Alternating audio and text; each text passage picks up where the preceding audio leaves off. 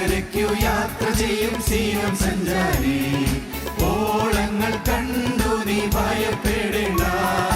അക്കരയ്ക്കു യാത്ര ചെയ്യും സീയോൻ സഞ്ചാരി, ഓളങ്ങൾ കണ്ടു നീ ഭയപ്പെടേണ്ട. കാറ്റിനെയും കടലിനെയും നിയന്ത്രിപ്പാൻ കഴിവുള്ള പടകിലുണ്ട്. കാറ്റിനെയും കടലിനെയും നിയന്ത്രിപ്പാൻ കഴിവുള്ള പടകിലുണ്ട്. അക്കരയ്ക്കു യാത്ര ചെയ്യും സീയോൻ സഞ്ചാരി, ഓളങ്ങൾ കണ്ടു നീ ഭയപ്പെടേണ്ട.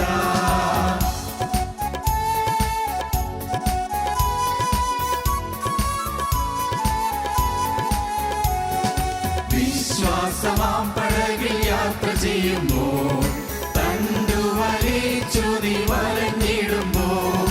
വിശ്വാസമാം പടകിൽ യാത്ര ചെയ്യുമ്പോൾ തണ്ടു വലിച്ചു നീ വലഞ്ഞിടുമ്പോൾ.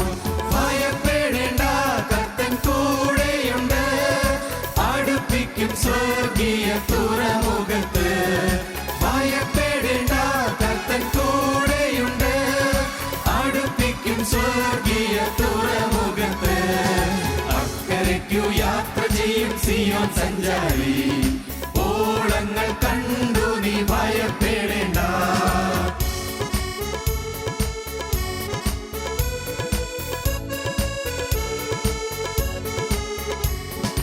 എന്റെ ദേശം ഇവിടെയല്ല, ഇവിടെ ഞാൻ പരദേശവാസിയാണല്ലോ. എന്റെ ദേശം ഇവിടെയല്ല, ഇവിടെ ഞാൻ പരദേശവാസിയാണല്ലോ. അക്കരയാണ് എന്റെ ശാശ്വത നാട്, അവിടെ എനിക്കൊരുക്കുന്ന ഭവനമുണ്ട്. അക്കരയാണ് എന്റെ ശാശ്വത നാട്, അവിടെ എനിക്കൊരുക്കുന്ന ഭവനമുണ്ട്. അക്കരയ്ക്കു യാത്ര ചെയ്യും സീയോൻ സഞ്ചാരി, ഓളങ്ങൾ കണ്ടു നീ ഭയപ്പെടേണ്ട. ഞങ്ങളും ക്രൂശിക്കപ്പെട്ട ക്രിസ്തുവിനെ പ്രസംഗിക്കുന്നു. ദൈവ തിരുനാമത്തിന് മഹത്വം ഉണ്ടാകട്ടെ. സങ്കീർത്തനം 103 വായിക്കാം. 103 സങ്കീർത്തനം 2 വാക്യം. എൻ മനമേ യഹോവയെ വാഴ്ത്തുക, അവൻ്റെ ഉപകാരങ്ങളൊന്നും മറക്കരുത്. അവൻ നിന്റെ അകൃത്യമൊക്കെയും മോചിക്കുന്നു, നിന്റെ സകല രോഗങ്ങളെയും സൗഖ്യമാക്കുന്നു. അകൃത്യമൊക്കെയും മോചിക്കുന്നു, സകല രോഗങ്ങളെയും സൗഖ്യമാക്കുന്നു. അകൃത്യം മോചിക്കുമ്പോൾ രോഗങ്ങൾ സൗഖ്യമാകുന്നു. അകൃത്യമൊക്കെയും മോചിക്കുന്നു, സകല രോഗങ്ങളെയും സൗഖ്യമാക്കുന്നു. സങ്കീർത്തനക്കാരനായ ദാവീദ് ദൈവം തന്ന ഉപകാരങ്ങളോട് ദൈവത്തെ സ്തുതിക്കുകയാണ്. എൻ്റെ മനസ്സേ, എൻ മനമേ യഹോവയെ വാഴ്ത്തുക, എൻ്റെ സർവ ഹൃദയ അന്തർഭാഗവുമേ ദൈവത്തെ സ്തുതിക്കുക. എൻ മനമേ യഹോവയെ വാഴ്ത്തുക, എൻ്റെ അന്തരംഗവുമേ, സർവ അന്തരംഗവുമേ യഹോവയെ സ്തുതിക്കുക. സർവ അന്തരംഗം, എൻ്റെ മനസ്സിൻ്റെ അഗാധങ്ങളിൽ ദൈവത്തെ സ്തുതിക്കുക. അന്തരംഗങ്ങളിൽ ദൈവത്തെ സ്തുതിക്കുക. അന്തർഭാഗങ്ങളിൽ, ഹൃദയാന്തർഭാഗത്ത് ദൈവത്തെ സ്തുതിക്കുക. എൻ മനമേ യഹോവയെ വാഴ്ത്തുക, എൻ്റെ സർവ്വ അന്തരംഗവുമേ അവൻ്റെ വിശുദ്ധനാമത്തെ വാഴ്ത്തുക. എൻ മനമേ യഹോവയെ വാഴ്ത്തുക, അവൻ്റെ ഉപകാരങ്ങളൊന്നും മറക്കരുത്. എന്താണ് ഉപകാരം? അവൻ നിൻ്റെ അകൃത്യമൊക്കെയും മോചിക്കുന്നു, നിൻ്റെ സകല രോഗങ്ങളെയും സൗഖ്യമാക്കുന്നു. അകൃത്യം മോചിക്കുന്നു, രോഗം സൗഖ്യമാക്കുന്നു. സദൃശവാക്യങ്ങളുടെ പുസ്തകം 17 അധ്യായം 22 വാക്യം വായിക്കുമ്പോൾ കാണാം, a cheerful heart is a good medicine. സന്തുഷ്ട ഹൃദയം നല്ലൊരു ഔഷധമാകുന്നു. സന്തുഷ്ട ഹൃദയം നല്ലൊരു ഔഷധമാകുന്നു. നല്ല ഒരു മരുന്നാണ് സന്തുഷ്ട ഹൃദയം. നല്ല വിശിഷ്ടമായ ഒരു മരുന്നാണ് സന്തുഷ്ട ഹൃദയം. ജീൻ ഓൾമണ്ട് എന്ന് പറയുന്ന ഒരു ലേഡി ഉണ്ടായിരുന്നു. 122 വയസ്സ് വരെ ജീവിച്ചിരുന്നു. ആ കാലയളവിൽ ജീവിച്ചിരുന്നതിൽ ഏറ്റവും കൂടുതൽ ജീവിച്ച സ്ത്രീ എന്നുള്ള ബഹുമതിക്ക് അർഹയായതുകൊണ്ട് ഗിന്നസ് ബുക്കിൽ അവരുടെ പേരെഴുതി. ആ സ്ത്രീയോട് ചോദിച്ചു, എന്താണ് ഈ ആയുർ ദൈർഘ്യത്തിൻ്റെ രഹസ്യം?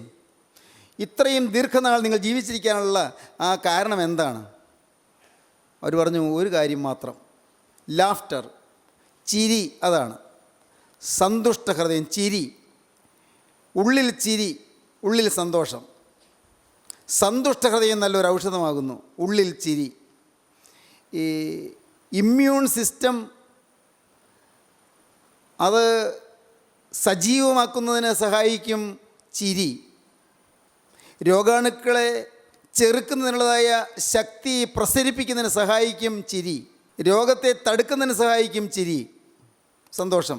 ശരീരത്തിനും മനസ്സിനും ഉന്മേഷം തരും ചിരി.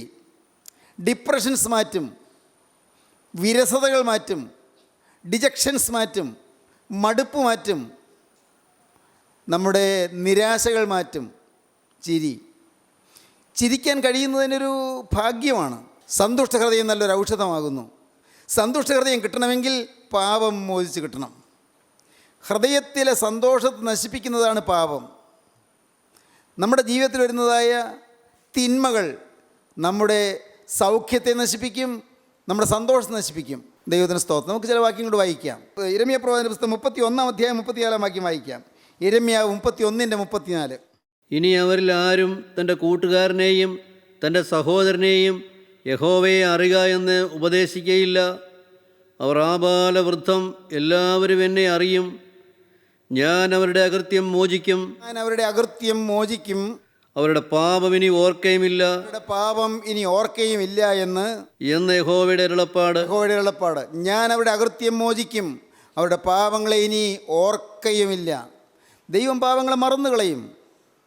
മനുഷ്യൻ പാപങ്ങളെ ഓർമ്മ വെച്ചുകൊണ്ടിരിക്കും. നമുക്ക് പറ്റിയ തെറ്റുകൾ മനുഷ്യൻ ചിലപ്പോൾ ഓർമ്മ വയ്ക്കുകയും ചൂണ്ടിക്കാണിക്കുകയും നമ്മളെ കുറ്റപ്പെടുത്തുകയും നമ്മെ നിശ്ചിതമായി നിരൂപണം ചെയ്യുകയും ചെയ്യും. പക്ഷേ ദൈവം അത് ഓർമ്മ വയ്ക്കുകയില്ല. ഞാൻ അവരുടെ പാപങ്ങളെ അകൃത്യങ്ങൾ മോചിക്കും, അവരുടെ പാപങ്ങളെ ഇനി ഓർക്കുകയുമില്ല. യെശയ്യാ പ്രവചനം 43-ാം അധ്യായം 25-ാം വാക്യം വായിക്കാം. 43-ാം അധ്യായം 25-ാം വാക്യം, 44-ാം അധ്യായം 22-ാം വാക്യം. എൻ്റെ നിമിത്തം ഞാൻ തന്നെ നിന്റെ അതിക്രമങ്ങളെ മായിച്ചു കളയുന്നു. ഞാൻ തന്നെ നിന്റെ അതിക്രമങ്ങളെ മായിച്ചു കളയുന്നു. നിന്റെ പാപങ്ങളെ ഞാൻ ഓർക്കുകയുമില്ല. നിന്റെ പാപങ്ങളെ ഞാൻ ഓർക്കുകയുമില്ല എന്ന് നിന്നെ സ്നേഹിക്കുന്ന ദൈവത്തിൻ്റെ അരുളപ്പാട്. ദൈവം അറിയിക്കുകയാണ്, അതിക്രമങ്ങളെ മായിച്ചു കളയും, പാപങ്ങളെ ഓർക്കുകയുമില്ല. ദൈവത്തിന് സ്തോത്രം. 44-ാം അധ്യായം 22-ാം വാക്യം. ഞാൻ കാർമുകിലിനെ പോലെ നിന്റെ ലംഘനങ്ങളെയും മേഘത്തെ പോലെ നിന്റെ പാപങ്ങളെയും മായിച്ചു കളയുന്നു. കാർമുകിലിനെ പോലെ ആകാശത്ത് കാർമുകിൽ നിറഞ്ഞു നിൽക്കുന്നു. ഒരു കാറ്റ് വീശുമ്പോൾ കാർമുകിലെല്ലാം മാഞ്ഞ് തീർന്നു പോകുന്നത് പോലെ കാർമുകിലിനെ പോലെ നിൻ്റെ പാപങ്ങളെ ഞാൻ മായിച്ചു കളയും. ദൈവത്തിന് സ്തോത്രം. പാപത്തെ മായിച്ചു കളയും. നമുക്ക് വായിക്കാം വീണ്ടും സങ്കീർത്തനം 51-ന്റെ 1-ാം വാക്യവും 9-ാം വാക്യവും. ദൈവമേ, നിന്റെ ദയയ്ക്ക് തക്കവണ്ണം എന്നോട് കൃപയുണ്ടാകണമേ. നിന്റെ കരുണയുടെ ബഹുത്വപ്രകാരം എൻ്റെ ലംഘനങ്ങളെ മായിച്ചു കളയണമേ. ലംഘനങ്ങളെ മായിച്ചു കളയണമേ. ബോർഡിൽ എഴുതിയത് മായിച്ചു കളയുന്നത് പോലെ പിന്നെ അത് വീണ്ടും വായിക്കാൻ കിട്ടുകയില്ല. എത്ര പ്രാവശ്യം ശ്രമിച്ചാലും അത് ബോർഡിൽ ചോക്ക് കൊണ്ട് എഴുതിയത് മായിച്ചു പോകുന്നത് പോലെ കർത്താവേ, എൻ്റെ ലംഘനങ്ങളെ നീ മായിച്ചു കളയണമേ. എല്ലാം നീ മായിച്ച് തൂത്ത് ഇല്ലായ്മ ചെയ്യണമേ. എൻ്റെ ലംഘനങ്ങളെ മായിച്ചു കളയണമേ. 9-ാം വാക്യം വായിക്കാം. എൻ്റെ പാപങ്ങളെ കാണാതെ വണ്ണം നിന്റെ മുഖം മറയ്ക്കണമേ. എൻ്റെ പാപങ്ങളെ കാണാതെ വണ്ണം നിൻ്റെ മുഖത്തെ മറയ്ക്കണമേ. നീ നോക്കുമ്പോൾ എൻ്റെ പാപങ്ങൾ കാണാൻ പറ്റാത്തതുപോലെ നിൻ്റെ മുഖത്തെ കർത്താവെ പാപങ്ങളിൽ നിന്ന് മറച്ചു കളയണമേ. ദൈവത്തിന് സ്തോത്രം. അപ്പോസ്തല പ്രവൃത്തിയുടെ പുസ്തകം 3-ാം അധ്യായം 19-ാം വാക്യം നമുക്ക് വായിക്കാം. ആകയാൽ നിങ്ങളുടെ പാപങ്ങളെ മാഞ്ഞു കിട്ടേണ്ടതിന് മാനസാന്തരപ്പെട്ട് തിരിഞ്ഞുകൊള്ളുവീൻ. ആകയാൽ നിങ്ങളുടെ പാപങ്ങൾ മാഞ്ഞു കിട്ടേണ്ടതിന് മാനസാന്തരപ്പെട്ട് തിരിഞ്ഞുകൊള്ളുവീൻ. പ്രിയപ്പെട്ടവരെ, ഇത് മാത്രമേ ഇപ്പോൾ വഴിയുള്ളൂ. മാനസാന്തരം എന്ന് പറയുന്നത് ഇന്ന് പലർക്കും ഒരു പ്രയാസമുണ്ടാക്കുന്ന വാക്കാണ്. അത് നമുക്കൊക്കെ പറയാൻ കൊള്ളാവുന്ന വാക്കാണോ എന്ന് ചിന്തിക്കുന്ന ആളുകളുണ്ട്. അത് വേറെ ചില ആളുകൾക്ക് മാത്രമായി മാറ്റി വച്ചിരിക്കുന്നൊരു വാക്കല്ലേ എന്നാണ് പലരുടെയും ചിന്ത.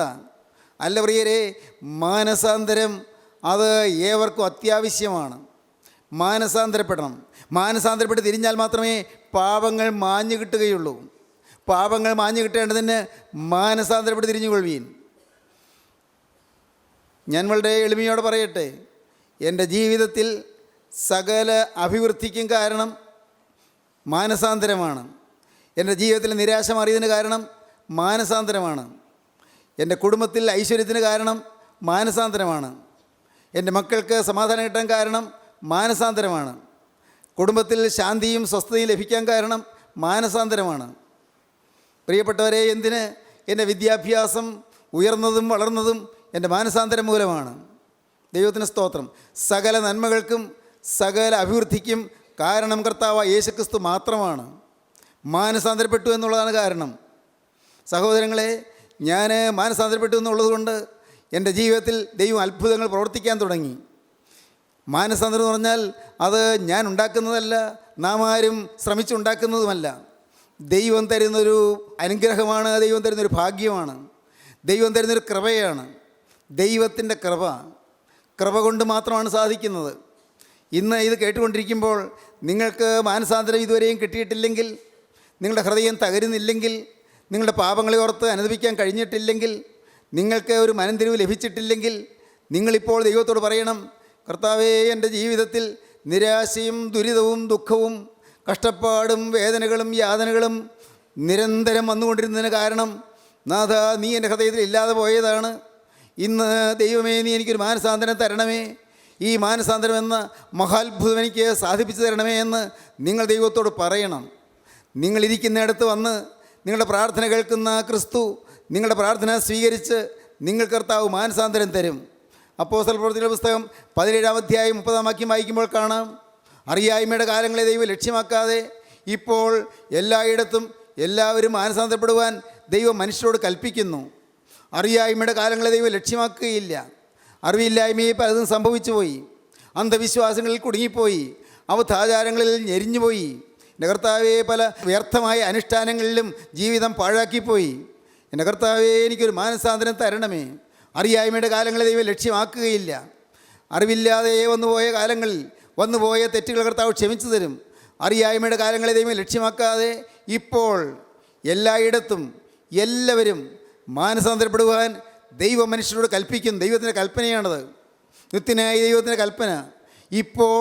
ഇപ്പോൾ മാനസാന്തരപ്പെടുവാൻ കൽപ്പിക്കുന്നു. എല്ലായിടത്തും മാനസാന്തരപ്പെടുവാൻ ദൈവം കൽപ്പിക്കുന്നു. എല്ലാവരും മാനസാന്തരപ്പെടുവാൻ ദൈവം കൽപ്പിക്കുന്നു. ദൈവത്തിന് സ്തോത്രം. മാനസാന്തരം വരിക, പാപം ക്ഷമിച്ച് കിട്ടും, പാപം മോചിച്ച് കിട്ടും. എന്തൊരു മഹാഭാഗ്യം! പാപം ക്ഷമിച്ച് കിട്ടും. ദൈവത്തിന് സ്തോത്രം. നിങ്ങൾ കേട്ടിട്ടുണ്ടോ? മക്ബത്ത് ഷേക്സ്പിയറുടെ സുപ്രസിദ്ധമായ ഒരു ഡ്രാമയാണ് മക്ബത്ത്. വിദ്യാർത്ഥികൾക്ക് അവർക്ക് പഠിക്കാൻ കഴിഞ്ഞിട്ടുണ്ടാകും. ഈ മക്ബത്തിൽ ഒരു ലേഡി മക്ബത്തുണ്ട്. മക്ബത്തിൻ്റെ ഭാര്യയാണ്. മക്ബത്ത് ഒരു പ്രഭുവാണ്. മക്ബത്തിൻ്റെ ഭാര്യ ലേഡി മക്ബത്ത്. ഈ ലേഡി മക്ബത്തിൻ്റെ ഒരു ആഗ്രഹം, എനിക്ക് ഒരു രാജ്ഞിയാകണം, രാജ്യം വാഴുന്ന രാജ്ഞിയാകണം. അതിന് മക്ബത്ത് രാജാവാകണം. ഇപ്പോൾ രാജാവ് ഡങ്കനാണ്. ഡങ്കൻ മരിക്കണം. മരിക്കത്തക്ക പ്രായമൊന്നും ആയിട്ടില്ല. ഡങ്കനെ കൊല്ലണം. ലേഡി മക്ബത്ത് പദ്ധതികൾ ആസൂത്രണം ചെയ്തു. ഭർത്താവിനെ കൊണ്ട് ഡങ്കനെ കൊല്ലിച്ചു. മക്ബത്ത് സ്വാഭാവികമായും രാജാവായി. ഡങ്കൻ മരിച്ചു, മക്ബത്ത് രാജാവായി. ലേഡി മക്ബത്ത് രാജ്ഞിയുമായി. പക്ഷേ ഈ സ്ത്രീയുടെ ഹൃദയത്തിൽ വലിയൊരു കോളിളക്കം, മനസ്സിൽ അഗാധമായ കുറ്റബോധം. അവൾക്ക് തോന്നുന്നു അവളുടെ കയ്യിൽ ചോര മണക്കുന്നുവെന്ന്, രക്തത്തിൻ്റെ മണം. കയ്യിൽ ചോരയൊന്നുമില്ല, ചോരയുടെ മണവുമില്ല. അവൾ ഈ പെർഫ്യൂംസ് കൊണ്ടുവന്ന് കൈ നിറയെ പുരട്ടും, സുഗന്ധലേപനം മണത്തു നോക്കും. പക്ഷെ ചോരയുടെ മണം പോകുന്നില്ല. അവൾ ഓടിച്ചെന്ന് വീണ്ടും പെർഫ്യൂം പുരട്ടും, ചോരയുടെ മണം മാറുന്നില്ല. വീണ്ടും പെർഫ്യൂം പുരട്ടും. വിലയേറിയ സൗന്ദര്യ ലേപനങ്ങൾ എല്ലാമായിട്ടും ഈ ചോരയുടെ മണം മാറുന്നില്ല. അവളുടെ ഹൃദയത്തിൻ്റെ ആ വലിയ റിയാക്ഷനാണത്. ഹൃദയത്തിലുണ്ടായ ഒരു വലിയ പ്രതിപ്രവർത്തനമാണത്. അവൾ നിലവിളിക്കുന്നൊരു വാക്യമുണ്ട്, ഷേക്സ്പിയറുടെ പ്രസിദ്ധമായൊരു വാക്യം. All the perfumes of Arabia will not sweeten my little hands. ലോകത്തെമ്പാടുമുള്ള ഏറ്റവും വിലപ്പെട്ടതും സുപ്രസിദ്ധവുമായ സുഗന്ധലേപനങ്ങൾ എന്തെല്ലാം കൊണ്ടുവന്നാലും എൻ്റെ കൈകളുടെ ദുർഗന്ധം മാറുന്നില്ലല്ലോ. All the perfumes of Arabia will not sweeten my little hands. എന്നാൽ മക്ബത്തോ, അവൻ്റെ കാര്യം കുറേ കൂടി കഷ്ടം. മക്ബത്തല്ലേ അങ്ങനെ കൊന്നത്, കൊലപാതകം ചെയ്തത്. മനസ്സിന് സമാധാനമില്ല, മനസ്സിന് സ്വസ്ഥതയില്ല. കയ്യിൽ ചോരയുടെ കറയുണ്ടെന്ന ചിന്ത. ചോരയുടെ കറ കഴുകാൻ കൂടെ വെള്ളം കൊണ്ട് കൈ കഴുകും. പക്ഷേ ചോരക്കറ മാറുന്നില്ലെന്നാണ് തോന്നൽ. കറയൊന്നുമില്ല. ചോരയുടെ കറ കയ്യിലുണ്ടായിട്ടല്ല, ഉണ്ടായെന്നൊരു തോന്നൽ. കൂടെ കൂടെ കൈ കഴുകും. അവസാനം മക്ബത്ത് ഒരു ഭ്രാന്തനെ പോലെ ഏങ്ങലടിച്ചുകൊണ്ട് പറഞ്ഞു, all the Neptune's oceans cannot cleanse the blood stains from my hands. എൻ്റെ കൈകളിലെ ചോരക്കറ, ബ്ലഡ് സ്റ്റെയിൻസ്, ചോരക്കറ കഴുകിക്കളയാൻ ലോകത്തിലെ മഹാസമുദ്രങ്ങളിലെ ജലരാശി മുഴുവൻ കൊണ്ടുവന്നാലും സാധിക്കുന്നില്ലല്ലോ. All the Neptune's oceans cannot cleanse the blood stains from my hands. എൻ്റെ കൈകളിലെ ചോരക്കറ പോകുന്നില്ല. കേൾക്കണമോ? മക്ബത്തും ഭ്രാന്തായി, ലേഡി മക്ബത്തും മനോരോഗിയായി. കഷ്ടാൽ കഷ്ടതരം. സഹോദരങ്ങളെ, പാപം മാറണം, പാപം മാറണം. മനസ്സിനും ശരീരത്തിനും രോഗശമനം കിട്ടും, രോഗസൗഖ്യം കിട്ടും. പാപം മാഞ്ഞു കിട്ടണം. ശരീരത്തിന് രോഗസൗഖ്യം കിട്ടും, മനസ്സിനും രോഗസൗഖ്യം കിട്ടും. ആത്മാവിൽ സൗഖ്യം കിട്ടുമ്പോൾ, ആത്മാവിൽ പാപക്കറ മാഞ്ഞു കിട്ടുമ്പോൾ, ചില പാപം നമ്മെ വേട്ടയാടിക്കൊണ്ടിരിക്കുന്നത് ആ നീരാളിപ്പിടുത്തം നമ്മിൽ നിന്ന് മാറുമ്പോൾ, ചില ബന്ധനങ്ങൾ അഴിയുമ്പോൾ, ചില ബാധകൾ മാറുമ്പോൾ നമ്മുടെ ശരീരത്തിന് രോഗശമനം കിട്ടും. നിങ്ങൾക്കിത് പരീക്ഷിക്കാവുന്നതാണ്. നിങ്ങൾ ഏതെല്ലാം തരത്തിലുള്ള രോഗങ്ങളിൽ കുടുങ്ങിയിരിക്കുന്നുവോ, നിങ്ങളുടെ കാര്യം ചെയ്യൂ. നിങ്ങൾ ദൈവസന്നിധിയിൽ നിങ്ങൾ ഒറ്റയ്ക്ക് ഇരുന്നു കൊണ്ട് നിങ്ങളുടെ ജീവിതത്തിൻ്റെ ആരംഭകാലം മുതൽ, ഓർമ്മ വെച്ച കാലം മുതലുള്ള നിങ്ങളുടെ ഓരോരോ കാര്യങ്ങളും നിങ്ങൾ ചിന്തിച്ചിട്ട് വന്നുപോയ പാപങ്ങൾ നിങ്ങൾ കണ്ടെത്തുക. ഓരോന്നോരോന്നായി നിങ്ങൾ ചകഞ്ഞ് ഓർമ്മയിൽ നിന്ന് എടുക്കുക. എന്നിട്ട് എൻ്റെ കർത്താവേ, ഇതെല്ലാം ഓരോ പാപവും എൻ്റെ ദൈവമേ നിന്നെ വേദനിപ്പിച്ചത് ഞാൻ വിശ്വസിക്കുന്നു, ഞാൻ ഏറ്റുപറയുന്നു. ഈ പാപം ഞാൻ തിരുമുൻപാകെ ഏറ്റുപറയുന്നു. അവിടുന്ന് കണ്ട് വേദനിച്ചതുപോലെ ഞാനും വേദനിക്കുന്നു. നാഥ, അവിടുന്ന് അറിഞ്ഞതുപോലെ തന്നെ അതേ ഗൗരവത്തിൽ ഞാനും അറിയുന്നു. കർത്താവേ, നീ എനിക്ക് ക്ഷമിച്ചു തരണമേ. യേശുവേ, നിൻ്റെ തിരുവിലാവിൽ ഒഴുകിയ തിരുരക്തത്താൽ, കുരിശിൽ കൂടി ഒഴുകിയ ആ തിരുരക്തത്താൽ എൻ്റെ ഈ പാപക്കറകൾ മായ്ച്ചു തരണമേ എന്ന് നിങ്ങളിരുന്ന് പ്രാർത്ഥിക്കുക. പ്രിയപ്പെട്ടവരെ, നിങ്ങളിത് കേട്ടുകൊണ്ടിരിക്കുമ്പോൾ നിങ്ങൾക്ക് ഒരു തീരുമാനമെടുക്കാം. കർത്താവേ, എൻ്റെ പാപങ്ങളെല്ലാം മായ്ച്ചു കളയണമേ. ഇനി ഒരിക്കലും പൊങ്ങി വരാതെ വണ്ണം എല്ലാ പാപവും മായ്ച്ചു കളയണമേ. ഏതെല്ലാം വൃത്തികേടുകളിലാണ് കർത്താവേ ഞാൻ വീണുപോയത്, ഏതെല്ലാം ചതിക്കുഴിയിലാണ് ഞാൻ വീണുപോയത്, ഏതെല്ലാം കൊള്ളരുതാത്ത കാര്യങ്ങളാണ് എൻ്റെ ജീവിതത്തിൽ വന്നുപോയത്. ഇന്ന് ഓർക്കുമ്പോൾ ലജ്ജ തോന്നുന്നു, ഇന്ന് ഓർക്കുമ്പോൾ പേടി തോന്നുന്നു. ഞാൻ എവിടെയെല്ലാമാണ് പോയത്, ഞാൻ എന്തെല്ലാമാണ് ഞാൻ ചെയ്തത്, എന്തെല്ലാമാണ് ഞാൻ പറഞ്ഞത്, എങ്ങനെയെല്ലാമാണ് ഞാൻ പെരുമാറിയത്. പണസംബന്ധമായ ക്രമക്കേടുകൾ, അഴിമതികൾ, കൈക്കൂലികൾ, എൻ്റെ കർത്താവേ, ചിലരുടെ ഹൃദയത്തെ നൊമ്പരപ്പെടുത്തിയത്, ചിലർക്ക് നഷ്ടവും നാശവും വരുത്തിയത്. എൻ്റെ ദൈവമേ, ചില കുടുംബങ്ങൾ മുടിച്ചത്, ചില സ്ത്രീകളെ ഭർത്താവില്ലാത്തവരാക്കിയത്, ചില പുരുഷന്മാരെ ഭാര്യയില്ലാത്തവരാക്കിയത്, ചില പ്രജകളെ കൊന്നത്. എൻ്റെ കർത്താവെ, വ്യഭിചാര ആസക്തി കൊണ്ട് ചെയ്തു പോയ വിനകൾ, അബദ്ധങ്ങൾ, അനർത്ഥങ്ങൾ നാഥ ഇന്ന് ഓർക്കുമ്പോൾ പേടി തോന്നുന്നു, ലജ്ജ തോന്നുന്നു. ഓരോന്നായി നിങ്ങൾ ഓർത്ത് ദൈവസന്നിധിയിൽ അനുദപിക്കൂ. അനുദപിച്ച് ദൈവസന്നിധിയിൽ ഏങ്ങലടിച്ച് കരയൂ. തകർന്നു നുറുങ്ങിയതുമായ ഹൃദയത്തെ ദൈവമേ നീ നിരസിക്കുന്നില്ല. തകർന്നു നുറുങ്ങിയതുമായ ഹൃദയത്തോടെ നിങ്ങൾ ദൈവസന്നിധിയിലേക്ക് ചെന്ന് ദൈവസന്നിധിയിൽ കരയുക. അപ്പോൾ പാപങ്ങൾ കർത്താവ് ക്ഷമിച്ചു തരും. ദൈവത്തിന് സ്തോത്രം. മീഖായുടെ പുസ്തകം 7-ാം അധ്യായത്തിൻ്റെ 18-ാം വാക്യം നമുക്ക് വായിക്കാം. അകൃത്യം ക്ഷമിക്കും ദൈവത്തെപ്പോലെ ഒരു ദൈവം വേറെ ആരുള്ളൂ. ദൈവത്തിന് സ്തോത്രം. അതിക്രമം മോചിക്കുകയും അകൃത്യം ക്ഷമിക്കുകയും ചെയ്യുന്ന നമ്മുടെ ദൈവത്തെപ്പോലെ ഒരു ദൈവം ആരുള്ളൂ എന്ന് മീഖ അത്ഭുതത്തോടെ പറയുകയാണ്. മീഖ പ്രവാചകന്റെ പുസ്തകം 7-ാം അധ്യായം 18-ാം വാക്യം. അകൃത്യം ക്ഷമിക്കുകയും തന്റെ അവകാശത്തിൽ ശേഷിപ്പുള്ളവരോട് അതിക്രമം മോചിക്കുകയും ചെയ്യുന്ന നിന്നോട് സമനായ ദൈവം ആരുള്ളൂ. അതിക്രമം മോചിക്കുകയും ചെയ്യുന്ന നിന്നോട് സമനായ ദൈവം ആരുള്ളൂ. അകൃത്യം ക്ഷമിക്കുന്നു, അകൃത്യം മോചിക്കുന്നു, അതിക്രമങ്ങൾ ക്ഷമിക്കുന്നു, അതിക്രമങ്ങൾ മോചിക്കുന്നു. ദൈവത്തിന് സ്തോത്രം. പ്രിയപ്പെട്ടവരെ, ഹിസ്കിയ രാജാവിന് പാപമോചനം കിട്ടി. അതോടെ രോഗസൗഖ്യവും കിട്ടി. ദൈവത്തിന് സ്തോത്രം. നമ്മുടെ കർത്താവ് അനുഗ്രഹീതമായൊരു വാക്യം നമുക്ക് പറഞ്ഞു തന്നു. ഞാൻ നിന്നെ സൗഖ്യമാക്കുന്ന യഹോവയാകുന്നു. ദൈവത്തിന് സ്തോത്രം. പുറപ്പാട് പുസ്തകം 15-ാം അധ്യായം 26-ാം വാക്യത്തിലാണ് പറയുന്നത്. ഞാൻ നിന്നെ സൗഖ്യമാക്കുന്ന യഹോവയാകുന്നു. തിരുവചനം വായിക്കുമ്പോൾ ദൈവം തന്നെ പരിചയപ്പെടുത്തുന്ന 2 കാര്യങ്ങൾ കാണാം. 1, ഞാൻ നിന്നെ ശുദ്ധീകരിക്കുന്ന യഹോവയാകുന്നു. 2, ഞാൻ നിന്നെ സൗഖ്യമാക്കുന്ന യഹോവയാകുന്നു.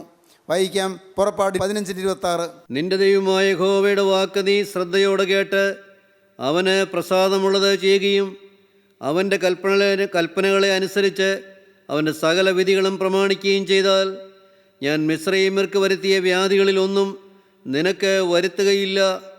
ഞാൻ നിന്നെ സൗഖ്യമാക്കുന്ന യഹോവയാകുന്നുവെന്ന് അരുളി ചെയ്തു. ഞാൻ നിന്നെ സൗഖ്യമാക്കുന്ന യഹോവയാകുന്നു, സൗഖ്യം തരും ദൈവം. 38-ാം സങ്കീർത്തനത്തിൽ നാം വായിക്കുന്നു. 38-ാം സങ്കീർത്തനത്തിൽ ദാവീദ് പറയുന്നുണ്ട്, എൻ്റെ ദൈവമേ, എൻ്റെ അകൃത്യം കൊണ്ടാണ് എനിക്ക് രോഗം വന്നത് എന്ന്, എൻ്റെ പാപം കൊണ്ടാണ് എനിക്ക് രോഗം വന്നത് എന്ന്, എൻ്റെ അകൃത്യം മൂലം എനിക്ക് രോഗം വന്നു എന്നാണ് ദാവീദ് പറയുന്നത്. 38-ാം സങ്കീർത്തനം 1-ാം വാക്യം മുതൽ അരിഷ്ടതയോടെ ദാവീദ് കരയുന്ന ദാവീദിൻ്റെ എണ്ണിപ്പെറുക്കിയുള്ള കരച്ചിൽ, ആ പ്രാർത്ഥന നമുക്ക് കേൾക്കാം. 38-ാം സങ്കീർത്തനം. യഹോവേ, ക്രോധത്തോടെ എന്നെ ശിക്ഷിക്കരുതേ.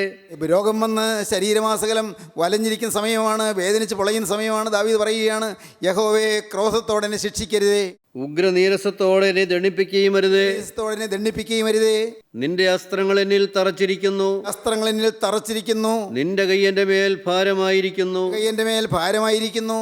നിന്റെ നീരസം ഹേതുവായി എൻ്റെ ദേഹത്തിൽ സൗഖ്യമില്ല. നിന്റെ നീരസം ഹേതുവായി എൻ്റെ ദേഹത്തിൽ സൗഖ്യമില്ല.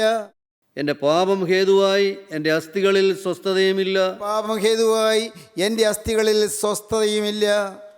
എൻ്റെ അകൃത്യങ്ങൾ എൻ്റെ തലയ്ക്ക് മീതെ കവിഞ്ഞിരിക്കുന്നു. അകൃത്യങ്ങൾ എൻ്റെ തലയ്ക്ക് മീതെ കവിഞ്ഞിരിക്കുന്നു. വലിയ കൂമ്പാരം പോലെ പാപം അങ്ങനെ തലയ്ക്ക് മീതെ കവിയത്തക്കവണ്ണം അത്രമാത്രം വലിയ പാപത്തിൻ്റെ കൂമ്പാരത്തിനുള്ളിൽ ഞാൻ ആയിരിക്കുകയാണ്. എൻ്റെ അകൃത്യങ്ങൾ എൻ്റെ തലയ്ക്ക് മീതെ കവിഞ്ഞിരിക്കുന്നു.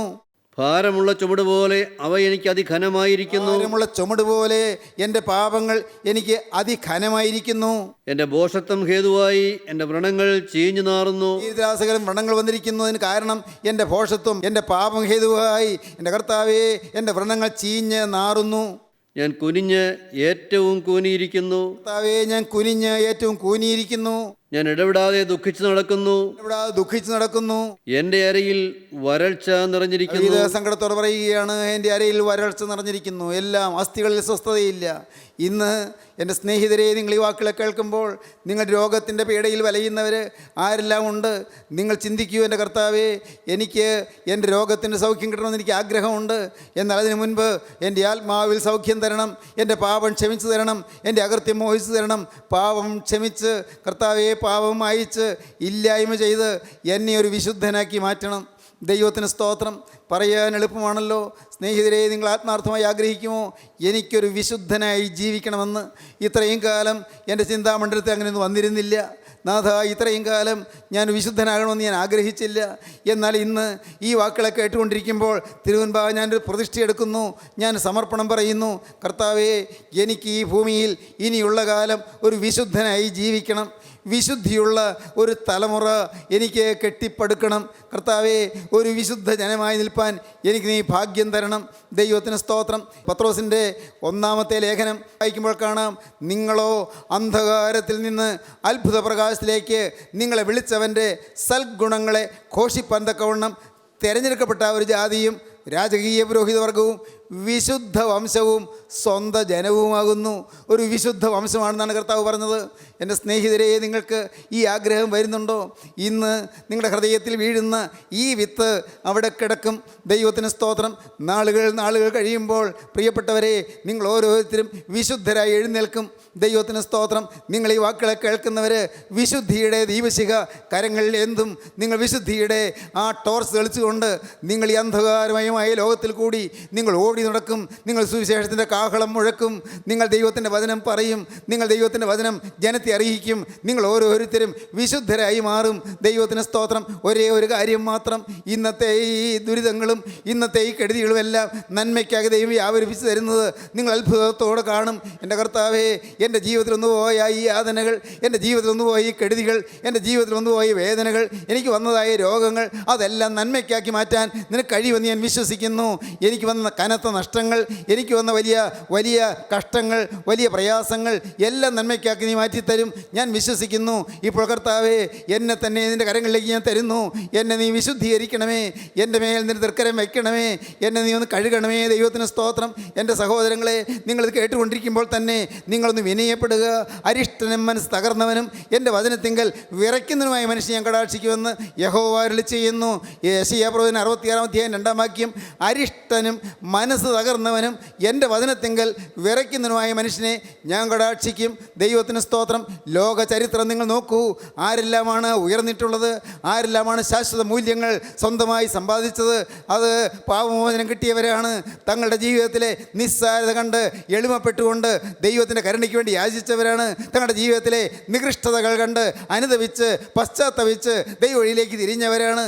ദൈവത്തിന് സ്തോത്രം. ദൈവത്തിൻ്റെ വലിയ നാമം മഹത്വപ്പെടട്ടെ. അഹങ്കരിക്കാൻ ഒന്നുമില്ല എന്ന് തിരിച്ചറിഞ്ഞവരാണ്. അഹമ്മതിയോടെ ചിന്തിക്കാൻ ഒന്നുമില്ലെന്ന് മനസ്സിലാക്കിയവരാണ്. അഭിമാനിക്കാൻ ഒന്നുമില്ലെന്ന് തിരിച്ചറിയാൻ ഭാഗ്യം ലഭിച്ചവരാണ്. ഇന്ന് എൻ്റെ സഹോദരീ സഹോദരങ്ങളെ, നിങ്ങൾ ഓരോരുത്തരും ഇത് കേട്ടുകൊണ്ട് നാനാ ദേശങ്ങളിലിരിക്കുന്നുവല്ലോ, ഇവിടെ ഇരുന്നു കൊണ്ട് അനേകർ കേൾക്കുന്നല്ലോ. എൻ്റെ പ്രിയപ്പെട്ടവർ, നിങ്ങളോട് പറയട്ടെ, ഇന്ന് നിങ്ങൾ ദൈവത്തോടൊരു വാക്ക് പറയണം. നാഥ, എന്നെ നീ ഒരു വിശുദ്ധനാക്കി മാറ്റണമേ. എൻ്റെ യേശുവേ, എന്നെ ഒരു ശുദ്ധിമതിയാക്കി മാറ്റണമേ. എൻ്റെ ശരീരത്തിൽ ക്ലേശങ്ങളുണ്ട്, എൻ്റെ കുടുംബത്തിൽ ചില വേദനാ വിഷയങ്ങളുണ്ട്, എൻ്റെ ജീവിതത്തിൽ ചില ഭാരങ്ങളുണ്ട്, എനിക്ക് ചില ആകുലങ്ങളുണ്ട്, എനിക്ക് ചില ആവലാതികളുണ്ട്. എൻ്റെ മനസ്സ് കൊടുമ്പിരിക്കൊണ്ടിരിക്കുന്നു, ടെൻഷൻ എന്നെ വലയ്ക്കുന്നു, പലതരത്തിലുള്ളതായ നിരാശകരമായ സാഹചര്യങ്ങൾ എന്നെ തുറച്ചു നോക്കുന്നു. എൻ്റെ ദൈവമേ, എനിക്ക് നീ സമാധാനം തരണമേ, എന്നെ നീ ആശ്വസിപ്പിക്കണമേ. നിൻ്റെ ആണിപ്പാടുള്ള കരം എൻ്റെ തലമേലിൽ പൊളയ്ക്കണമേ, എന്നെ വിശുദ്ധീകരിക്കണമേ. നാഥ, എന്നെ ഒരു ശുദ്ധിമതിയാക്കി മാറ്റണമേ, എന്നെ വിശുദ്ധനാക്കി മാറ്റണമേ. നാഥ, നിൻ്റെ സ്വഭാവം എനിക്ക് തരണമേ. യേശുവേ, യേശു എങ്ങനെയുള്ളതെന്ന് കാണുവാൻ ആഗ്രഹിക്കുന്നവർക്ക് യേശു ഇങ്ങനെയുള്ളവനെന്ന് എൻ്റെ ജീവിതം കൊണ്ട് തെളിയിക്കുവാൻ എനിക്ക് ഭാഗ്യം തരണമേ. യേശു എങ്ങനെയുള്ളവനെന്ന് ഈ തലമുറയിൽ കാണുവാൻ ആഗ്രഹിക്കുന്ന ബഹുശതം ആളുകളുണ്ടല്ലോ, ബഹുസഹസ്രം ആളുകളുണ്ടല്ലോ. അവർക്ക് യേശു ഇങ്ങനെയുള്ളവനെന്ന് എൻ്റെ ജീവിതം കൊണ്ട് തെളിയിക്കുവാൻ എനിക്ക് കൃപ തരണമേ. നിങ്ങൾ പ്രാർത്ഥിക്കൂ, സമർപ്പിക്കൂ, ദൈവത്തോട് വാക്ക് പറയൂ.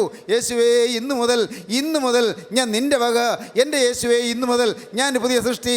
സമർപ്പിക്കൂ പ്രിയപ്പെട്ടവരെ, ക്രിസ്തുവിൻ്റെ കരങ്ങളിലേക്ക് കൊടുക്കൂ. യാതൊരു വ്യവസ്ഥയും കൂടാതെ യേശു ക്രിസ്തുവിൻ്റെ ആണിപ്പാടുള്ള കരങ്ങളിലേക്ക് നിങ്ങളുടെ ഭാവി ഏൽപ്പിച്ചു കൊടുത്തുകൊണ്ട് യേശുവിനോട് പറയൂ, യേശുവേ, ഇന്നു മുതൽ ഞാൻ പുതിയ സൃഷ്ടി. നമുക്ക് സമർപ്പിക്കാം, നമുക്ക് പ്രാർത്ഥിക്കാം. കാരുണ്യവാനേ, മഹാപരിശുദ്ധനായ ഞങ്ങളുടെ സ്വർഗീയ പിതാവേ, ഈ അത്ഭുത നിമിഷങ്ങൾക്കായി ഞങ്ങൾ നിന്നെ സ്തുതിക്കുന്നു, തിരുവചനങ്ങൾക്കായി ഞങ്ങൾ നിന്നെ സ്തുതിക്കുന്നു. എൻ്റെ കർത്താവേ, നിൻ്റെ ഈ മക്കളെയെല്ലാം വിശുദ്ധരാക്കാൻ അവിടുന്ന് അധ്വാനിച്ചു കൊണ്ടിരിക്കുന്നതിനായി ഞങ്ങൾ നിന്നെ സ്തുതിക്കുന്നു. ഈ വാക്കുകളെ കേൾക്കുന്ന എല്ലാവരും വിശുദ്ധരായി കാണുവാൻ അവിടുന്ന് ആഗ്രഹത്തോടെ ദാഹത്തോടെ നിൽക്കുന്നതിനായി ഞങ്ങൾ നിന്നെ സ്തുതിക്കുന്നു. കുരിശിലെ ദാഹം ഓരോരുത്തരെയും കണ്ടെത്തിക്കൊണ്ടിരിക്കുന്നതിനായി ഞങ്ങൾ നിന്നെ സ്തുതിക്കുന്നു. എല്ലാവരെയും അനുഗ്രഹിക്കണമേ, എല്ലാവരെയും വിശുദ്ധീകരിക്കണമേ. എൻ്റെ നാഥ, അവിടുത്തെ രണ്ടാമത്തെ വരവിന് വേണ്ടി എല്ലാവരെയും ഒരുക്കണമേ. യേശു ക്രിസ്തുവിൻ്റെ പരിശുദ്ധമായ നാമത്തിൽ തന്നെ, ആമീൻ.